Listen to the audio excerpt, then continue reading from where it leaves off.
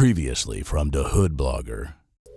Philadelphia rapper Gillie the Kid was arrested on Tuesday, February 6th, and accused of running 2 drug stash houses in the Oxford Circle section of the city.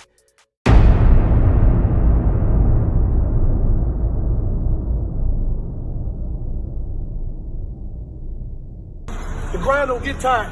The grind ain't got no vacations. The grind don't get sick. The grind ain't got no off days. I had one vacation in my life. That was 20 years when I was in the penitentiary, where I could sit back and do all this. That was the only vacation I needed in my life.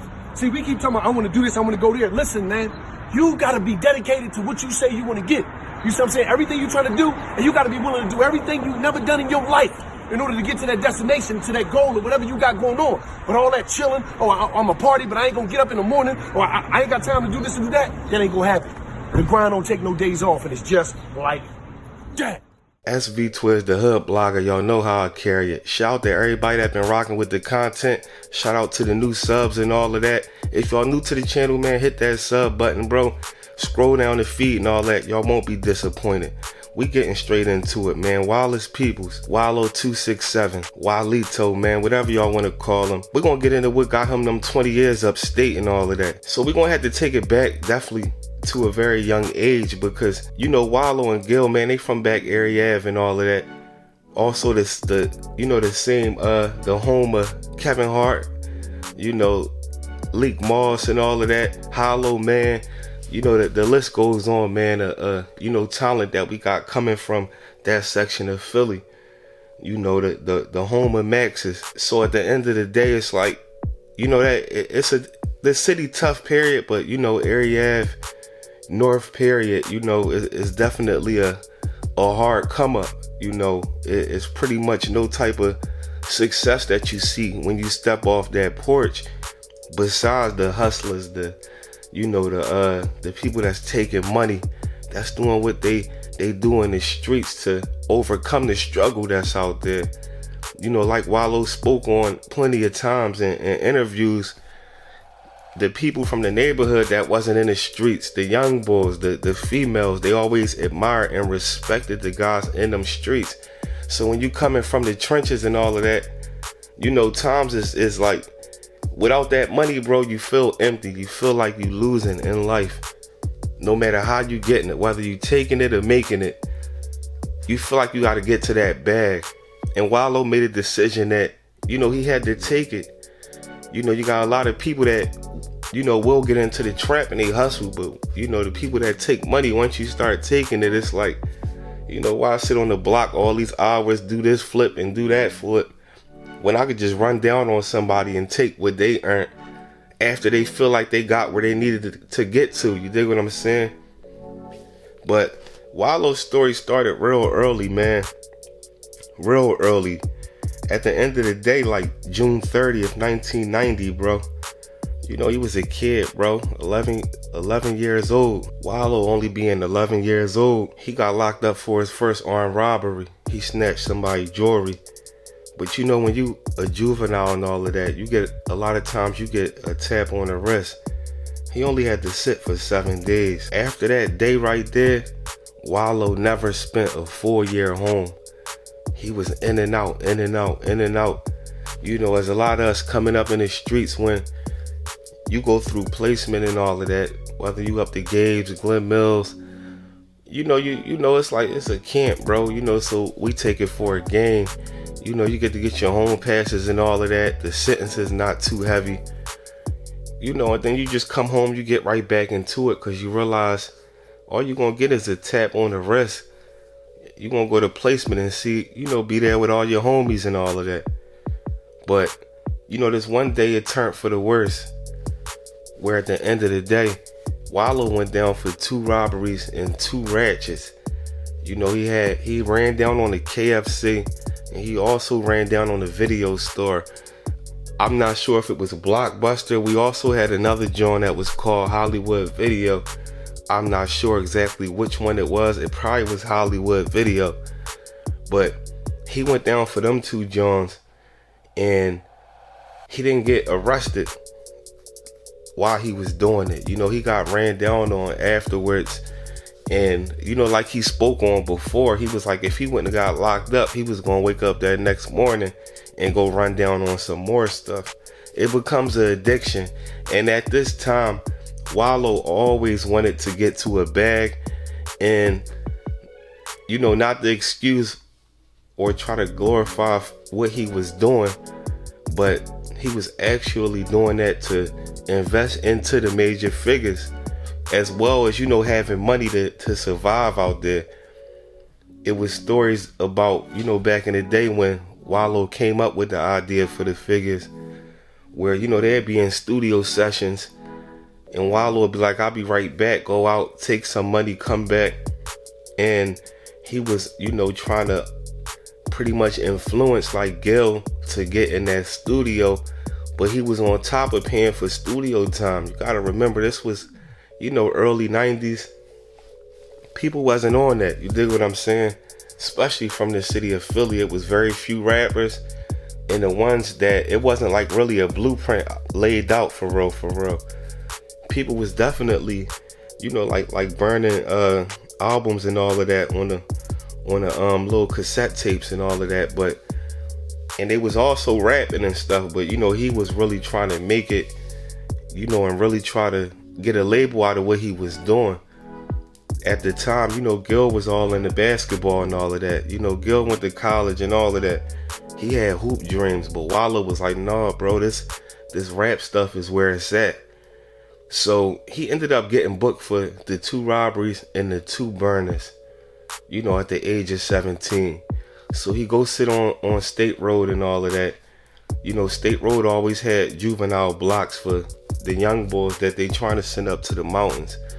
He sat for his case, you know, and he thought that it would be sweet. But once he had got taken into the district, before he even touched State Road, you know, they charged him as an adult. And that's when it was a wake-up call. Because with Wallo only being 17, he probably thought he could just get this last little run before he turned 18. But that wasn't the case. And during that time, you know, you didn't really hear about things how you hear about them today. Like today, between social media and, you know, people, you know, on the internet talking about their situations, back then, a lot of people didn't understand that you could get charged for adult, even though you a minor, depending on your age and depending on the type of crime that you did. Now with Wallo, like I said, he been in and out since he was 11. So with him already being in the system and getting locked up, they like, bro, he a career criminal. You know, he not gonna get no better, bro. We gonna send him to the mountains. So he end up losing his case. He get hit with the 20 years and all of that. He get upstate. As he's upstate, the figures, they start taking off. Shout out to Bump. Bump is a name that, you know, they don't really mention. You know, I don't know why, especially when they talk about forming the figures. You know, Bump was definitely around at the time of the start of the figures, but, you know, he played a major role in the figures because he brought artists to the figures such as Bianca, Speed, and then, you know, Rucky and Chops, as we know, you know, they was hot. But, you know, Bump used to write their raps for them before they even started being it, you know, the hot youngins that we heard growing up. Bump used to, you know, ghostwrite for him. He taught them, you know, how to spit a 16. You know, he brought them into the rap game, and you know, they began doing what they was doing. So now you got the figures that's formed, the full group, and as they're succeeding, you know, Wallo is upstate. So a percentage of them is happy that they got there, but the other percentage is mad because it's something that, you know, he started, you know, something that was his idea, and now it's taking off, and he got 20 years, you know, and he at the beginning of his bid. So time go on, he do all that time. Obviously, by the time he come home, the figures, that wave is over. But Gil maintained to, you know, stay relevant and stuff like that. You know, still interacting with the people. And when Wallo came home, Gil already had the alley-oop for him, basically. Wallo just had to play his part. So, Wallo came home and started doing this thing on the gram, start motivating. But one thing that Wallo did that a lot of these, old heads and stuff don't do when they come home from these long bids or from coming home from upstate was, not only did he tell you the real what was going on, he also admitted to being scared. Now, 99% of people ain't gonna say nothing about being scared. And we not talking about county jail and all of that. Even though the county get real too, you can get banged out and all that in the county, but in the mountains, it's a different situation. 9 times out of 10, if you go to the mountains, if nothing be a real wake-up call where you like, damn, it's gonna be when you hit that state yard. Your first time entering that state yard. So Wallo was always vocal about being scared in the jail. And although when he do it, Gil laugh and try to bid off of him a lot, what he's saying is real. He might say certain things in a joking manner, but it's real. And that's what, the young boys need to hear. These young boys that's out here that's, 130, 140 pounds, and they putting everything to bed. And then when they get sentenced to them wills, and then they go in there and they celly is 280 all muscle, they might not know that, that young boy that you aired out might be his nephew, might be his cousin or his friend's son. You never know. And those the stories that you not gonna hear about. Those the stories that you not gonna hear about, how people really get treated in that joint. So never trust nobody that's coming home with all these jail stories and acting like they was this and they was that.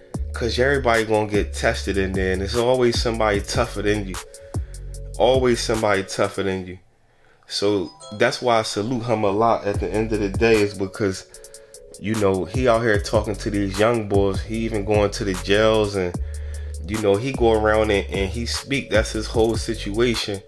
Where I know I heard people saying that, they don't give $1 million worth of game, but if nobody else, you definitely got Wallo that really can give you $1 million worth of game. And $1 million worth of game is letting you know, don't throw your life away, because this is really how it go down in jail.